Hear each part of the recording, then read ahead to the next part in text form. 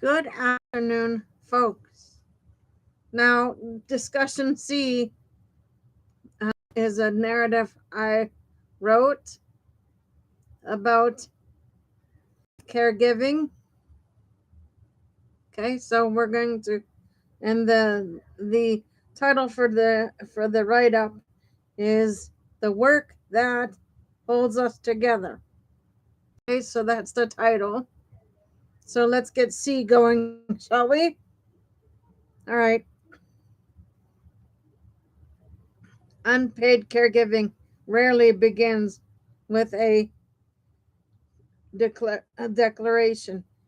It begins quietly, a daughter noticing her mother's gait has changed, a spouse realizing the bills are piling up because the other no longer remembers due dates, a neighbor checking in because the porch light has stayed on for 3 nights straight. These moments are small, almost forgettable, but they are the first signals of a shift that will eventually reshape a life.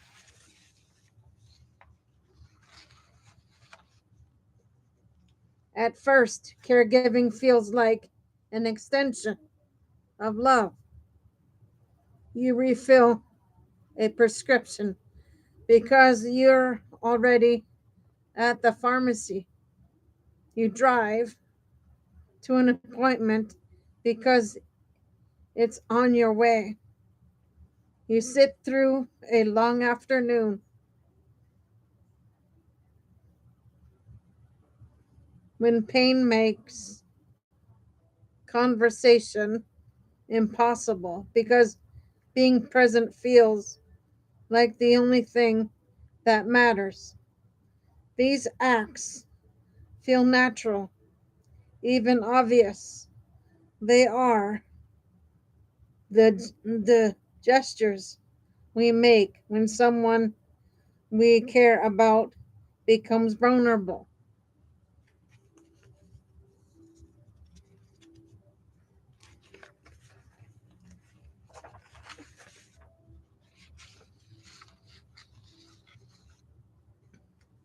But slowly the work expands. The days begin to orbit around someone else's needs. You learn the difference between a good morning and a bad one by the way they breathe. You become the historian of their symptoms, the interpreter of their fears, the keeper of their routines. You become, without ceremony, the person who holds their world together. And yet, the world outside barely notices. Caregiving happens in the quiet hours before work, after dinner, in the middle of the night. It happens in the same spaces where where policy does not reach and where systems fall short. It is invisible not because it is small, but because it is absorbed into the private private sphere, tucked into tucked into the corners of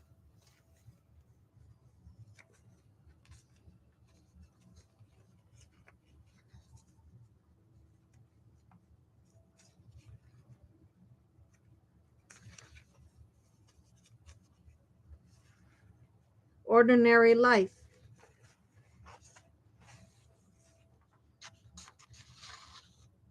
The caregiver's vigilance, patience, and improvisation are rarely witnessed, let alone valued. But invisibility is not the same as insufficiency. Every meal prepared, every medication organized, every night spent awake monitoring symptoms is an act that prevents costlier interventions downstream. The caregivers after the caregiver's attention substitutes for the workforce the system does not have. Their presence keeps people at home who would otherwise enter institutions. Their labor, unpaid, unaccounted, unacknowledged, is the scaffolding that holds up the long the long term care system.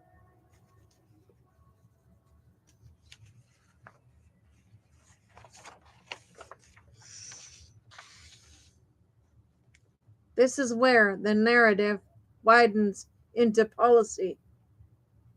The caregiver's story is not just personal, it's it is structural. It exposes the gap between what families are expected to do and what society is willing to support. It reveals the e- ethical tension between valuing independence and ignoring interdependence.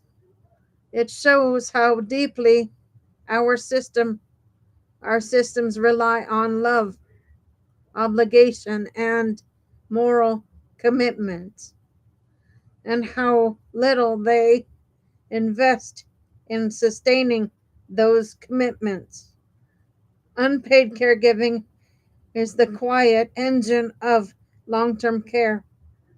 It is the moral infrastructure beneath every health system, and yet caregivers often feel isolated as though their labor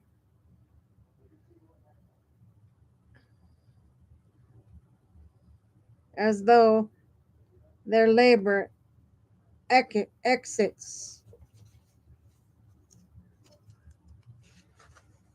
outside the boundaries of public concern. They navigate complex medical instructions, coordinate appointments, manage medications, and provide emotional stability, all while balancing jobs, families, and their own health. The policy implications are unavoidable. If caregivers are performing work that prevents hospitalization, delays nursing home placement, and stabilizes vulnerable individuals, then caregivers are performing public health public health labor.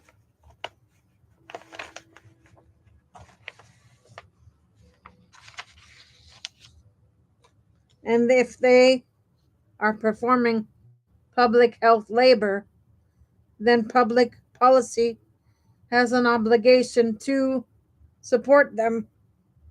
This support cannot be symbolic, it must be structural.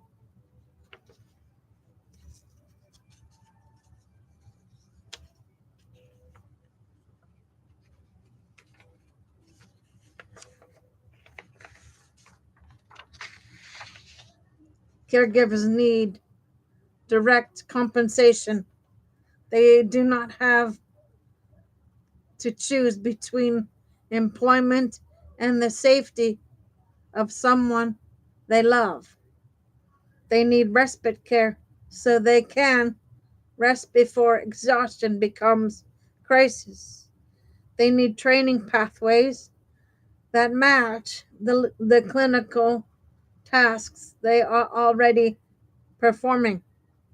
They need workplace protections that recognize caregiving as a legitimate responsibility, not a private inconvenience. They need navigation support so they are not forced to become experts in fragmented systems. And they need long term care financing reform that acknowledges caregiving as a core cost driver, not an afterthought.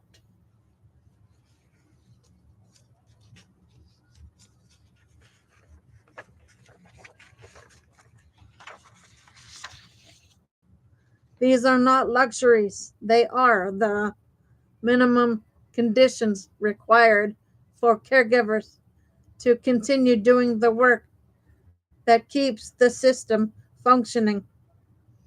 There is a moment, often late at night, when the caregiver sits alone after the person they care for has finally fallen asleep. The house is quiet, the day's tasks are done, and in that stillness, the work can feel invisible. No one witnessed the patience it took to coax a meal, the calm it required to soothe the panic, the ingenuity needed to navigate a system, a failing system. But invisibility does not erase value. If anything, it reveals how deeply society depends on labor it refuses to see.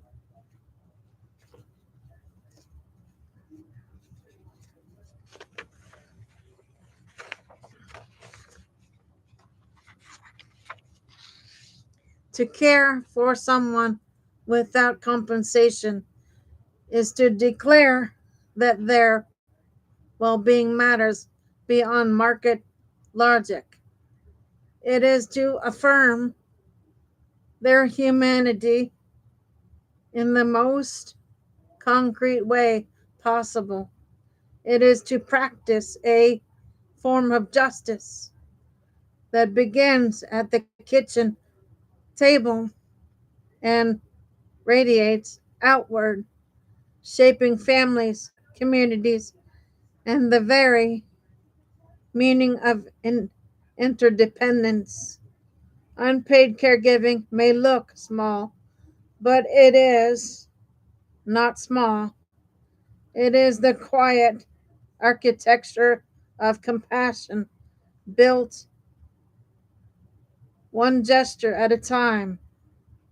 It is it is the moral backbone of long-term care, and it is time, long past time, for policy to catch up to the truth caregivers have always known. Their work is essential, irreplaceable, and deserving of real supports.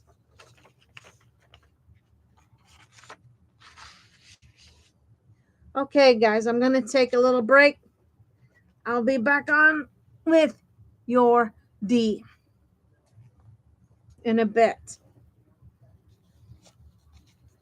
Thanks a lot for watching, and remember, if anybody has anything to add to this show, comments, concerns, things they want me to do shows on, leave it in the chat below for me, please, and I will see what I can do about doing shows for you. And remember to hit the like button if you like the show. And please feel free to subscribe and join me.